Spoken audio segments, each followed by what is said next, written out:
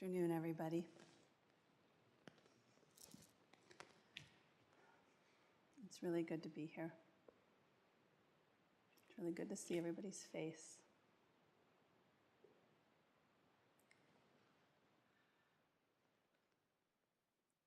How is session?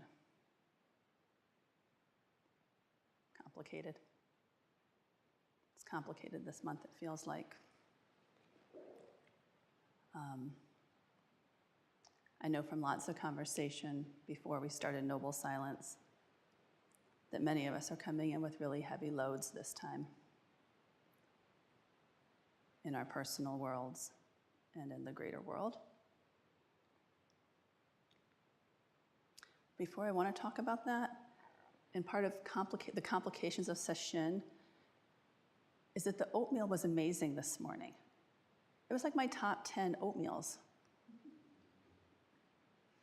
I have a top one, for sure. That one that we had in West Virginia in the rain. I was meant to have the pancakes, but then I was eating your oatmeal. That was really good. And I have a second favorite oatmeal. It was at a birth when I learned to make steel-cut oats with peanut butter and jelly in them. Oh my God. 24 hours of labor and then, not mine, somebody else's, and then steel-cut oats. But this is definitely in the top 10. And it made me think about kind of why we come to session when the world is on fire. Like our own world is on fire and the world around us feels like it's on fire. And a lot of us do this pretty religiously, really, no matter what's going on. And all kinds of things are going on. You know, I know we all have our own story, and for me, my mom has cancer. It's pretty bad, and she just had a surgery, and my middle daughter saw the world literally on fire and had to be evacuated from her vacation. There was a forest fire in Tennessee, and she could see the flames.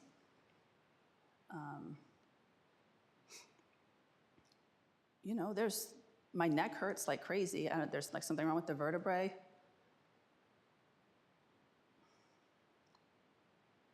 But because we practice together and we practice so strongly together, you know, we come anyways, right? And if we can't come to session, and sometimes we can't, like the circumstances are just that we literally can't, we have that practice that's holding us. And you know, whether we're a session practitioner or not, or how regularly we come, just holding this practice while the flames are burning everywhere. I mean, that's just everything. It's everything. And when we come to session, we kind of set ourselves up to kind of have these maybe annoying, poking kinds of things. You know, we have to eat oryoki this way, and we sleep together in the bunk rooms, and we walk when we're supposed to walk, and there's so much beauty in that, and there's so much being held in that. And if we're all honest, there's some annoyance in that. No matter who you are or where you are in your practice, at some point there's something pretty annoying that happens at session, right? And we learn to practice with that in this exquisitely safe container. We get to practice with all the really hard feelings on the full spectrum of feelings.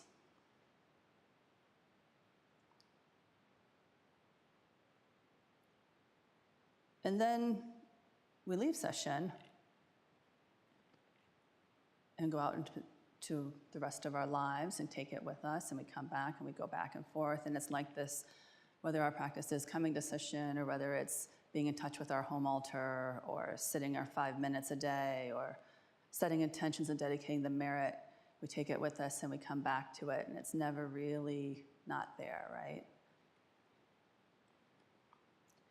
And right now, oh my gosh, there's like fuel for practice everywhere. Like everywhere you turn. I mean, I live here. I'm pretty sheltered from a lot of it. and it's still endless fuel for practice. I feel like there's no one this isn't touching right now. And I think when things get really hard like this, Doa and Roshi spoke last night, giving us some guidance around the sermon by Bodhidharma, the 2 ways to enter, the reason and the experience. And we are all having an experience. There's no way to not see suffering right now. And to come right up with that noble truth of suffering. So I think when that's going on, it can be easier to practice because there's so much fuel available anywhere you look. And it can be difficult because all that fuel can sometimes feel like fear and anxiety and restlessness and agitation, and it feels hard to sit. It feels like we should do something different, something more, maybe more visible, or more what our friends think we should do, or what our parents or family or children think we should do. But I entirely trust what our teachers have been saying, and it's also my experience that this is doing something. This is embodying something that you can't find just anywhere in the world. And we're doing it together, we're doing it for each other, and we're doing it for all the people who can't be here with us in this moment doing it. And those aren't just words we say. They're not just, it's not lip service, it's not something we throw out there. Like, you can literally feel it in the Zendo that we are practicing for the sake of all beings and all their worlds that are on fire. And we're practicing to find the freedom in that.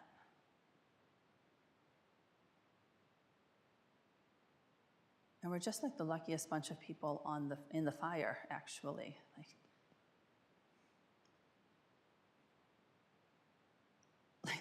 the beauty right now that I just see and feel looking at all of you is profound. It's profound.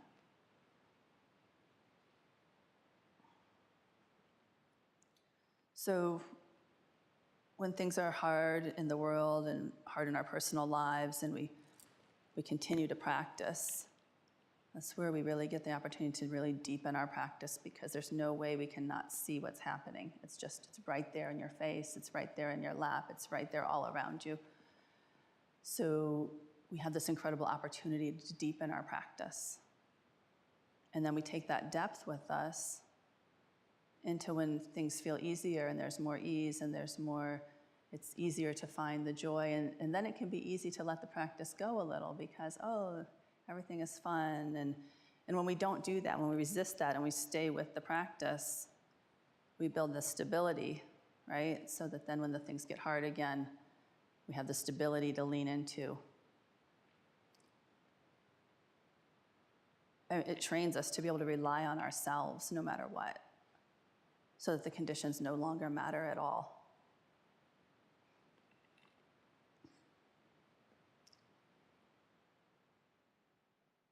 I've heard over the past few days, Vincent has laid out some fairly grisly scenes in which you can still practice and appreciate the moment you're in. And I totally believe him. And I know that's true. I mean, I know that, I think we've all been in a pretty grisly moment of our lives where you know that practice is the only thing that's holding you. It's the only thing you can rely on, yourself and your practice. And so when we say that practicing session is is the thing to do in this world. It is practice. Your practice is the thing. It's not somewhere outside. And it's not that those things aren't valuable and that we shouldn't do them all. I mean, I think we all have causes we believe in and work for and take action on. But it comes from here. It comes from this place. It comes from our practice.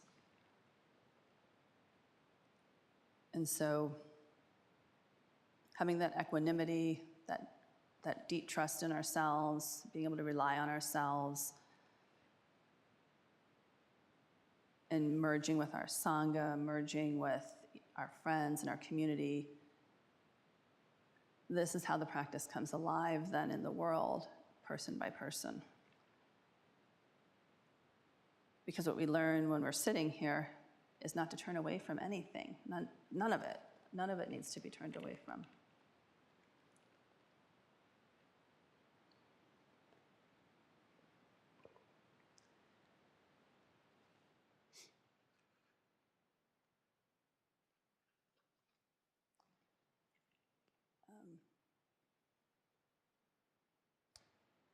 We've been hearing our teachers say that it's the most radical act you can do, is to find the stillness and the silence and your equanimity in these moments.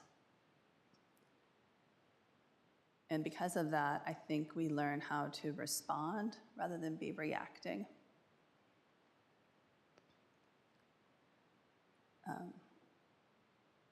We've practiced breath by breath, moment by moment, period of zazen by period of zazen,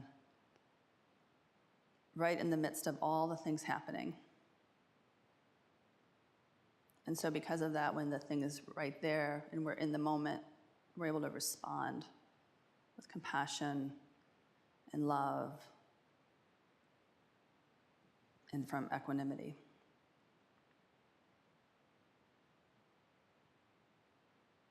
And that's really important.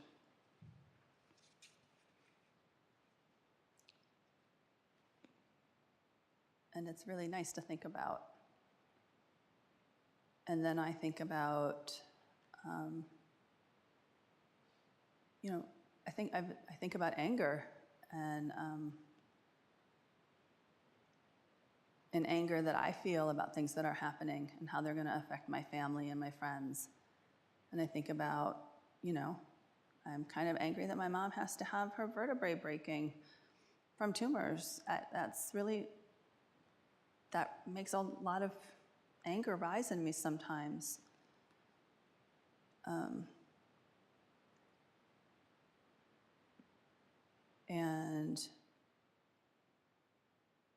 Anger and fear and pain. And those are always, you can always have reasons not to practice. All those things are reasons maybe that I could say are reasons not to practice. But again, when you don't turn away from it and you turn into it and you can look at those feelings of anger and fear and whatever else is rising up, that's fuel, again, for continuing and deepening our practice and continuing on. We have our precept of not indulging in anger, which isn't the same as not having anger. We all know that. And we've talked in the fall about the hindrances and the hindrance of aversion, which includes anger. And as I was reflecting on this, I remembered that there's actually a long list of things besides anger that are encompassed by that hindrance of aversion. And I brought them on a card because I wanted to read them all so that we could all hear how broad that category, that hindrance of aversion is. And these are things that, this is what leads to hatred and is going to add not the correct kind of fuel onto that fire that's burning already and accelerating it. So aversion includes anger and hatred, but also discontent, grudges, jealousy, annoyance, frustration, resistance, denial, boredom, criticism, disgust, rage, aggression.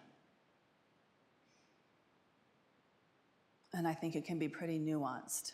You know, the more we practice and the more sensitive we become, where we used to maybe notice our anger or our rage, we can now notice our frustration. And where we used to notice frustration, we can now see when we're feeling just annoyed or irritated, a hint of discontent, right?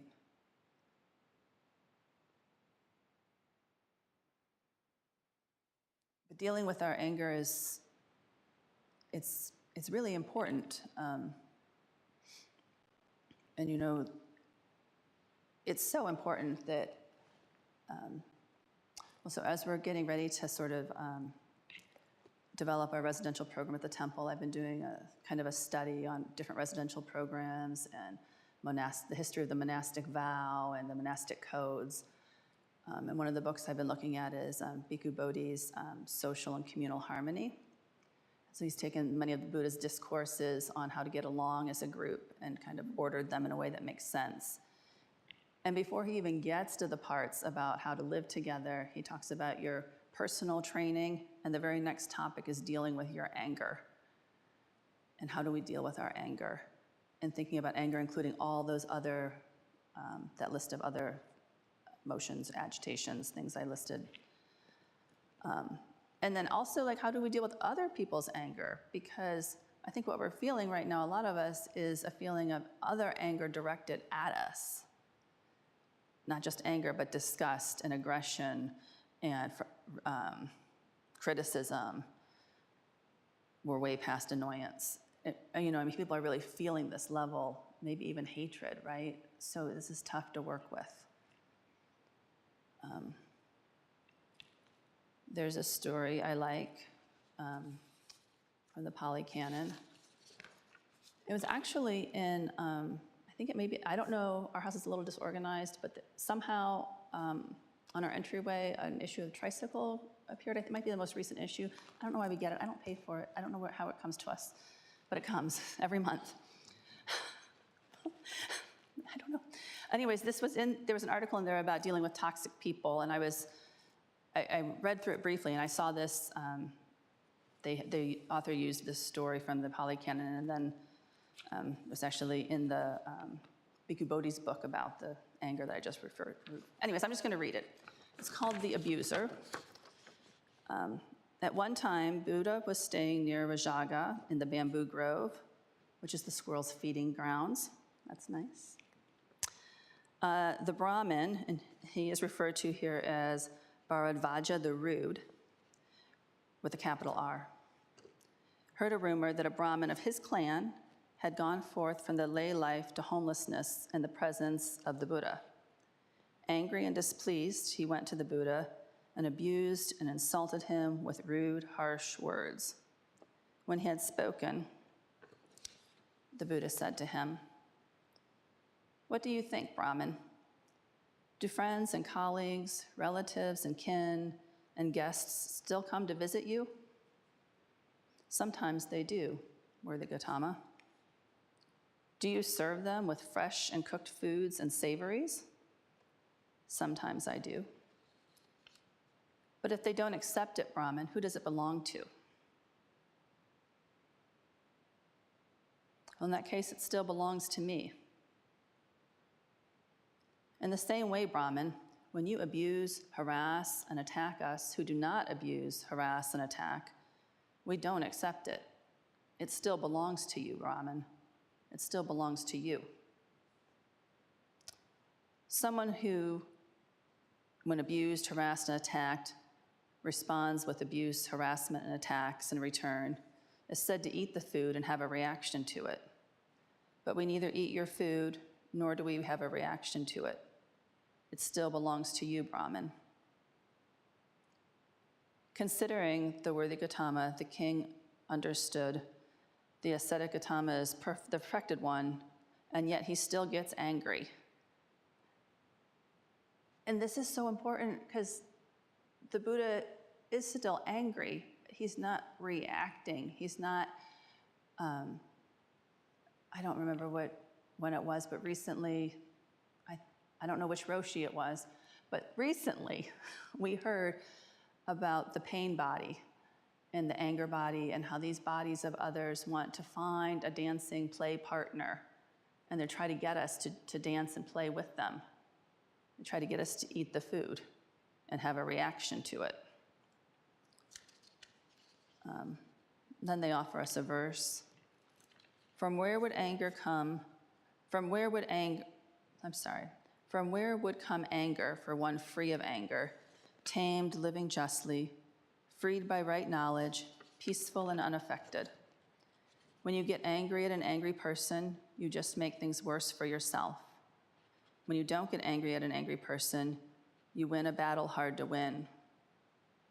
When you know that the other is angry, you act for the good of both yourself and the other if you're mindful and stay calm. People unfamiliar with the teaching consider one who heals both oneself and the other to be a fool. When he had spoken, Bharavaja the rude said to Buddha, "Excellent, excellent. I go for refuge to the worthy Gautama, to the teaching, and to the Sangha." It has this really happy ending. He goes off and finds an insight and becomes fully enlightened and exits cyclic existence. The end. But what it speaks to, right, is why we're practicing while the world's on fire. Because we don't want to eat that fire and spit it back out as more fire. So we're going to hold our practice, and it's going to hold us. You know, I mean, the Buddha's not freaking out. He's not, there's no drama. He just refuses to be abused, refuses to take it in. But he's also clearly not like being a doormat either, right? Like that's not the same thing. That's entirely different. He's not ignoring it, not suppressing it. There's an expression, there's a response, which turns out to be incredibly workable in that case. Yeah. So we're practicing in the fire, and we're not doing it by ourselves, right? We have our Sangha, we have our teachers, we have refuge, and we've been hearing the analogy of the boat from Rinsen. From our abbot, we're all in this boat together. And how are we going to get along? Because the waters are very choppy, the boat might get crowded, close quarters. How are we going to get along?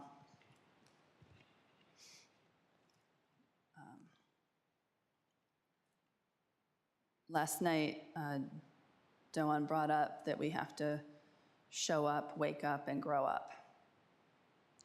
And I think that's kind of painful sometimes.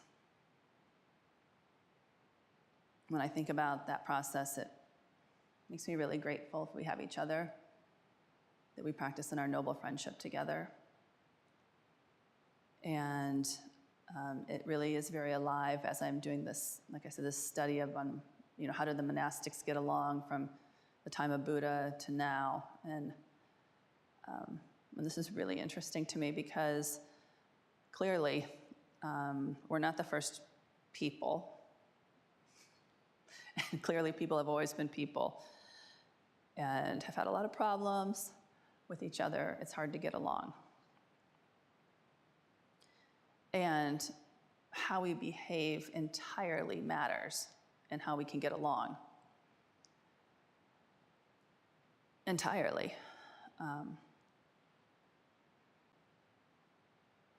And so fundamental to all that is being able to deal with our aversions, with our anger. It's kind of at the base of all that. How do we take care of ourselves and take care of each other?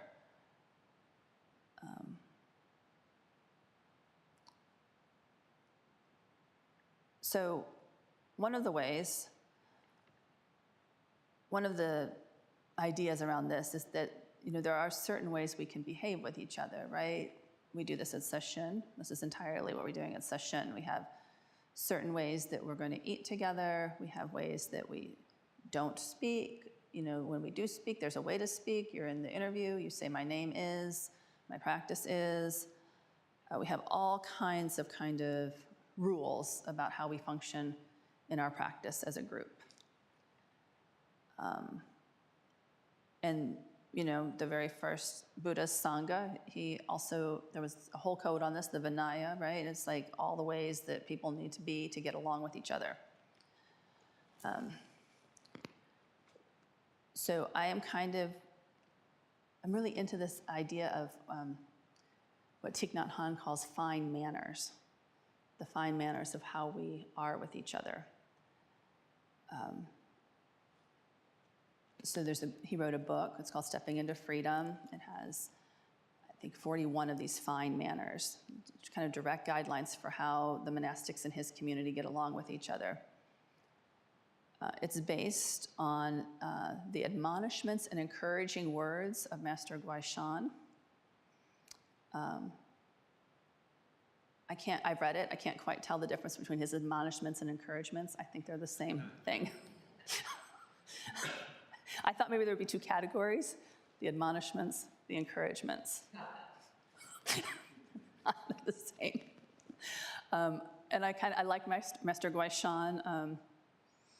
He's on the back of my Roxu. He's the one who tipped over the water bottle. We talked about this at the Dharma combat in the fall. He was around in 771 to 853, and he became a monk at 15.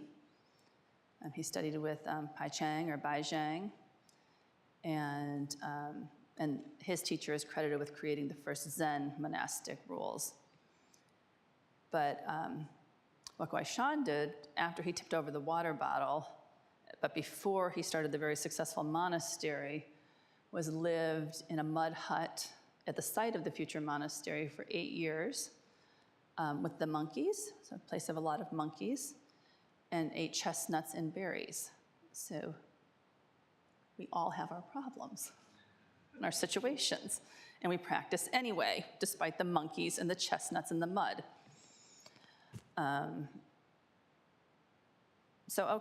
So these fine manners,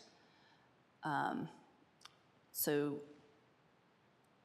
they're just fantastic because, like, how many times are you really not sure what to do about something, and then there's all these wonderful guidelines that we have in all kinds of places, and all these ancestors and all the countless practitioners who've kind of worked through a lot of this and have passed it on to us.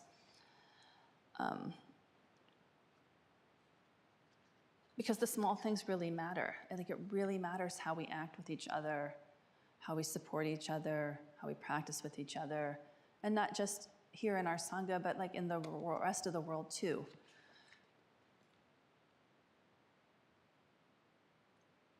So how we conduct ourselves,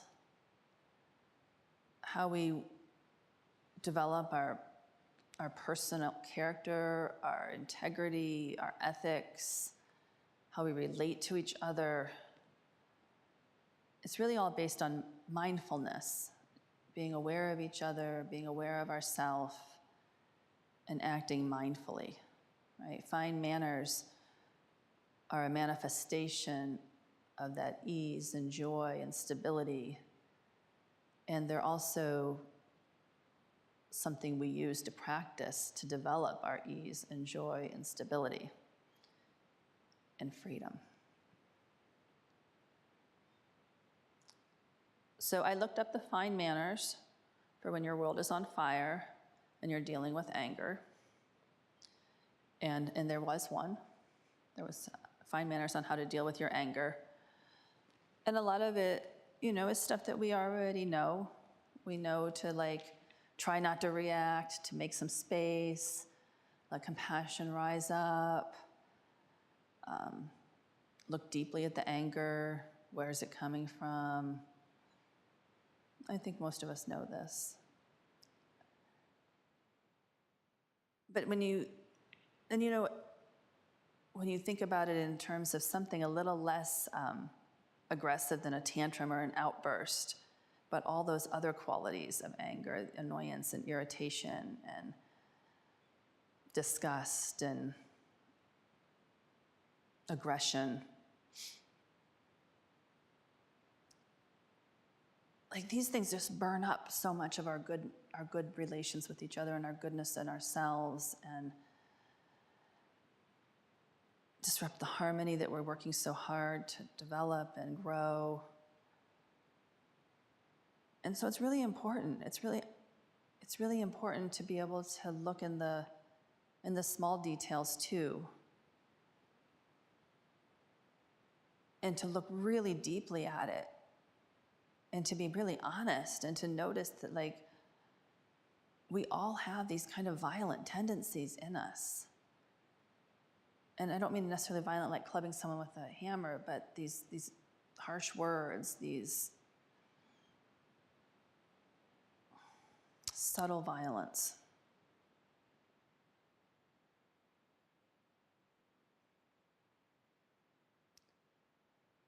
And I think about, there's the anger that comes in the violence and the difficult feelings that come up in us and all those negative emotions. And then there's the things we feel coming at us from the world and from others. And how, while we don't want to dance with those pain bodies, we also don't want to be offering out this pain body and this anger body to others and trying to get them to dance with it, right? And while I was thinking about that, I encountered another one of the fine manners, which is about not forming triangles, and how there's such a difference between having conversation with your noble friends and then forming a triangle where you're like trying to get an ally, right, about to justify your thinking and your view. And it's not just in personal relationships, but it's like how we are with the world outside that feels, it's not really outside, but you know what I'm talking about, the fire that's just growing every day. It feels like there's a way to practice with that in noble friendship and be supportive with each other. And there's a way that we kind of form a triangle around it where we're trying to get an ally on our side, and we're trying to us against them and them against us. And, it's not what we like to do here.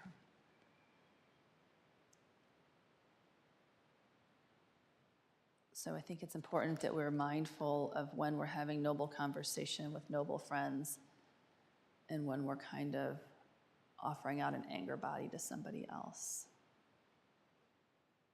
or engaging one from someone. Interestingly, Thich Nhat Hanh points out that if you're approached into a triangle situation, whether it's about a relationship or a situation, if you can't break that in 2 days, he says, you need to get help. Like, this will just continue. You need to get help from another Sangha member or a teacher or somebody to break that triangle so that it doesn't reify. I didn't think 2 days was very much time, but when you think about it, anger grows really quickly. Okay. So we have these aversions coming towards us, and we have them rising up, and we're practicing with it, and we're not turning away, and we're engaging it deeply, and we're staying with our practice. And then there's, I think, something else that's really important in there is being able to really appreciate that, like relentlessly appreciate our lives, relentlessly appreciate what the Lamrim calls our leisure and opportunity, our ability to practice, the conditions in our life that let us all be engaged this way. Because there's nobody who comes to this Zendo who doesn't have enough opportunity and leisure to do that. It's very rare and it's very lucky.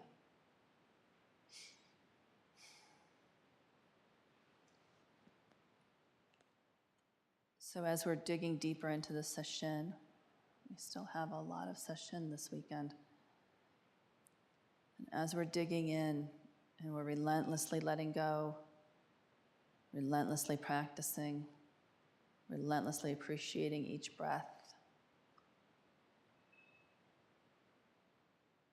and relentlessly not turning away from any of it.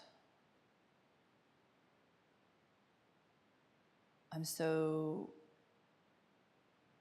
I guess, encouraged, or I don't know, I'm so admiring the beauty of us doing that together, of us digging in this way, relentlessly facing this in the context of everything that I know we all have in our personal and professional and social lives. It's really astounding.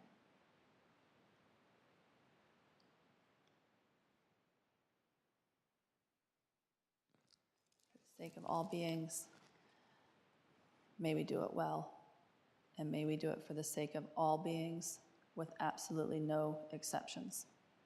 Thank you so much.